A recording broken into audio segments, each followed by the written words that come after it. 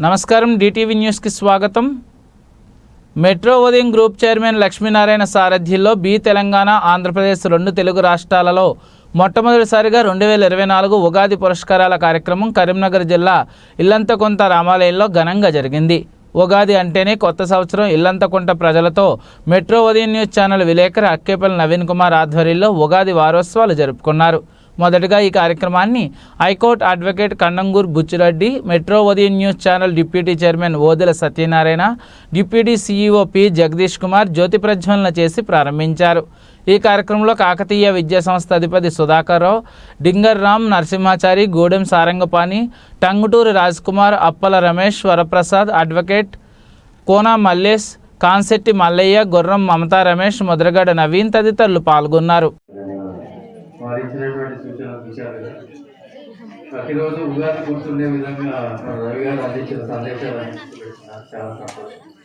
అంటే ప్రత్యేక ఈరోజు అమ్మాయి గారు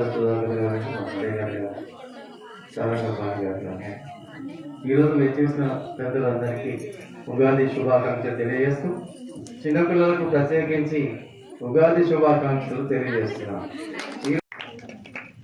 థ్యాంక్ యూ అనంత సమయానికి అందరం ఉండడం మేము కూడా ఒక అదృష్టంగా భావిస్తున్నాం. శ్రీరామచంద్రుని దగ్గర ఎన్నో ప్రోగ్రామ్స్ జరిగాయి. చిన్న స్వామి గారు కూడా ఇక్కడి నుంచి స్టార్ట్ చేశారు. నేను ప్రత్యేకించి చిన్నపిల్లలందరూ ముందర కూర్చున్నటువంటి ప్రత్యేక నాట్యమనులు అందరికి కూడా శుభాకాంక్షలు తెలియజేస్తున్నాను. పేరు తెలుగు కాబట్టి రాష్ట్ర ప్రజలకు అందిస్తున్నాం. అది మాకు నిజంగా గర్వకారంగా చెప్పుకోవచ్చు. ఎందుకంటే మీడియాలో కూడా అనేకమైనటువంటి పోటీ రంగాలు ఉన్నాయి. మరి పెద్ద మీడియా అని, చిన్న మీడియా అని, రకరకాల మీడియాలు ఉన్నాయి. అయినా కూడా మా వంతు బాధ్యతగా మేము ప్రజలు ఏదైతే నమ్మకాన్ని కోరుకుంటున్నారో జర్నలిజంలో, ఆ యొక్క నమ్మకాన్ని మేము సగర్వంగా అందిస్తున్నాం. ఈ యొక్క ఇక్కడ మాట్లాడుతున్నట్టే ముఖ్యంగా మా చైర్మన్ గారికి ప్రత్యేకంగా ఒకసారి అందరం చప్పట్లు కొట్టాలి. ధన్యవాదాలు. ఎందుకంటే వారు ఇచ్చిన అవకాశం పడి ఇక్కడ మేము మాట్లాడగలుగుతాం. ఇదంతా కూడా గౌరవనీయ పెద్దలు పక్కల్ లక్ష్మీనారాయణ అండి, వారు ఒక సీనియర్ అడ్వకేట్ కర్నూలులో, ప్లస్ జర్నలిజంలో కూడా వారు చాలా సీనియర్ జర్నలిస్టు. ఈ రెండు రకాల వృత్తులను వారు కొనసాగిస్తూ మాకు అంటే ఒక యువతకు ఉపాధి అవకాశాలు జర్నలిజంలో మెరుపులు వేసి పత్రికలు కానీ టీవీ ఛానల్ కానీ చాలా అద్భుతంగా ముందుకు తీసుకుపోతారు. వాళ్ళందరికీ వారికి ప్రత్యేక ధన్యవాదాలు తెలుపుకుంటూ కాలాతీతం అవుతారు. కాబట్టి నవీన్ గారు తొందర వస్తే బాగుంటుంది. మరొకసారి కుల ప్రముఖులందరికీ గొప్పగా ఎదగాలని, ప్రజలందరికీ అందుబాటులో ఉండాలని ఇక్కడికి విచ్చేసినటువంటి సత్యనారాయణ గారికి, జగదీష్ గారికి ఆ భగవంతుని యొక్క సంపూర్ణమైనటువంటి ఆయుర ఆరోగ్యాలు ఆ భగవంతుడు ప్రసాదించి మనందరి తరఫున వీళ్ళు కొట్లాడాలని, ఆ రామచంద్రమూర్తి వాళ్ళకి ఆ శక్తిని ఇవ్వాలని రామచంద్రమూర్తిని కోరుతూ చిన్నారుల కోసం మరొక రెండే మాట. 31 నాడు మనం ఏం చేస్తామంటే డిసెంబర్ 31 నాడు పెద్ద పెద్ద కత్తులు చిన్నారులు మీకు అందరికి గుర్తుంది అనుకుంటా. ఏడ్చిన మీరు కూడా మా అమ్మి కేక్ కట్ చేస్తామని ఏడ్చారా లేదా? నిజానికి సాంప్రదాయం అనేది ఇవాళ వీళ్ళు చేయబట్టి నిజం చెప్తున్నా.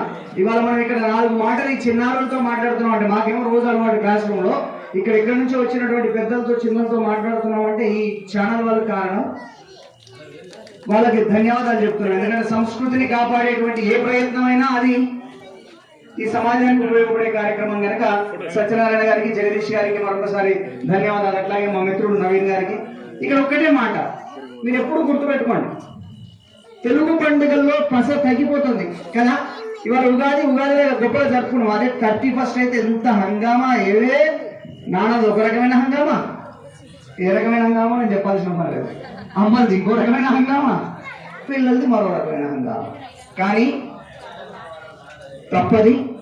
మన ధర్మం, మన సంస్కృతి, మన ఆచారం, మన వ్యవహారం మనం కాపాడుకోవాలంటే మన పండుగల్ని మనం గొప్పగా జరుపుకోవాలి.